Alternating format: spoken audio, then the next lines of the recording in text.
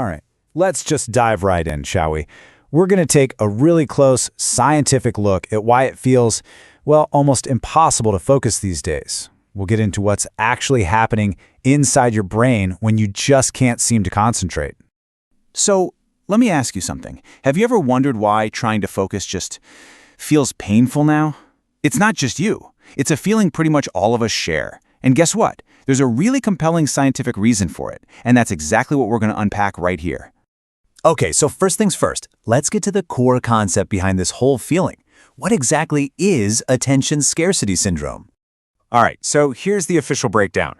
Attention scarcity syndrome is a modern cognitive condition where the brain just struggles. It struggles to sustain attention because that attention is constantly being fragmented, overstimulated, and, frankly, hijacked. But here's a really crucial point. This is not a medical disorder. You know, this whole thing really boils down to two core principles that kind of change everything. First off, and this is a big one, the problem isn't that you have weak willpower. No, the real problem is how our modern world is actively training our brains. So to really get how our brains are being trained, we've got to look at this huge mismatch, this clash, really, between our ancient biology and our modern technology. The simple fact is, our brains were never ever designed for the kind of infinite stimulation we face every single day. Think about it from an evolutionary perspective, right? Our brains grew up in these really low information environments. Your attention was designed for one thing, to lock onto a single threat or a single task. A new sound, a new movement, that was novelty, and novelty meant survival. But today, oh man, today we're just bombarded by social media, a constant stream of notifications, and that endless, infinite scroll.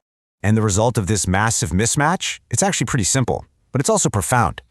Our brains are being completely overfed with novelty. It's like we're constantly being pulled in a million different directions by things that are specifically designed to feel new and urgent, even when they're totally not.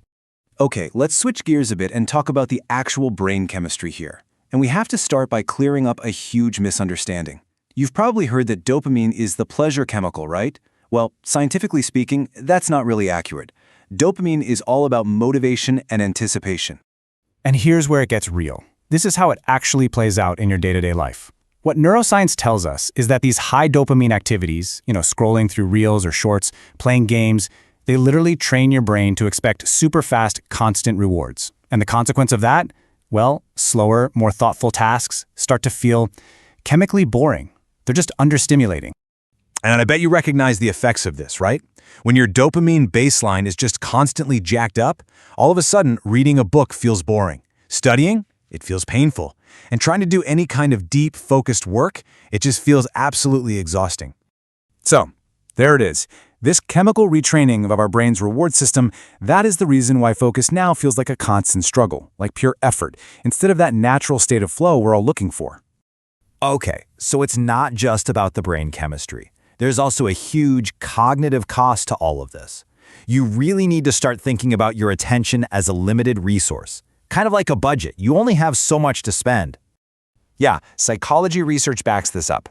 Attention is like a mental budget, and multitasking just drains it incredibly fast. And the scientific evidence here is, well, it's staggering. Just switching between tasks, even for a split second, can slash your cognitive efficiency by up to 40%. 40%? That's huge. You know that mental fog you feel after you get distracted and try to get back to work? There's actually a scientific name for that. It's called attention residue. See, every single time you switch tasks, your brain gets a little dopamine drop, and it needs a chunk of time to restabilize and get back on track. So what's actually going on inside your head during all this?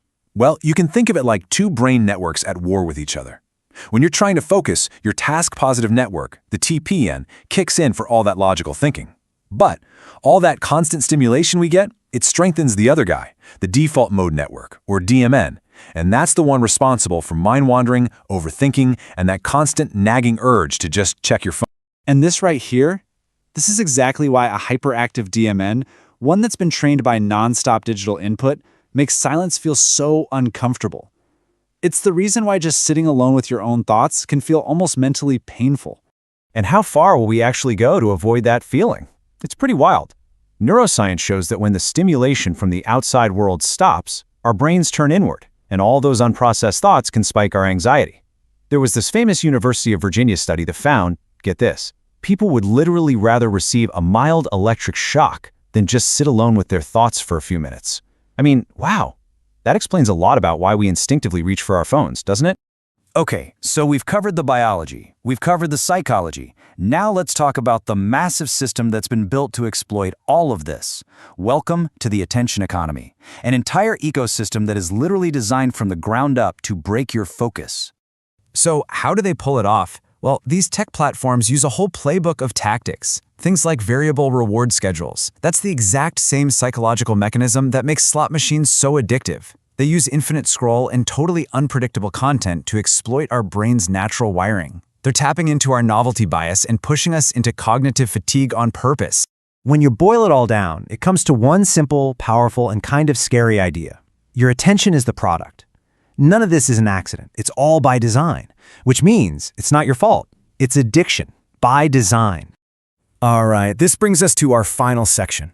And this is where we're going to get a really powerful way to reframe this entire problem. We've already established why focus is so hard. But now let's dig into why it can literally feel painful and what that feeling of pain actually means. The best way to think about it is like going to the gym, okay? Biologically, focus requires real effort from your prefrontal cortex. And all this constant overstimulation, it weakens that focus muscle. So when you try to exercise it, it feels uncomfortable, right? It's just like having weak muscles at the gym. The workout feels painful. But what happens when you keep going? As that muscle gets stronger, the work starts to feel natural. It's the same thing here. An overstimulated brain makes focus painful. A trained brain makes it feel natural.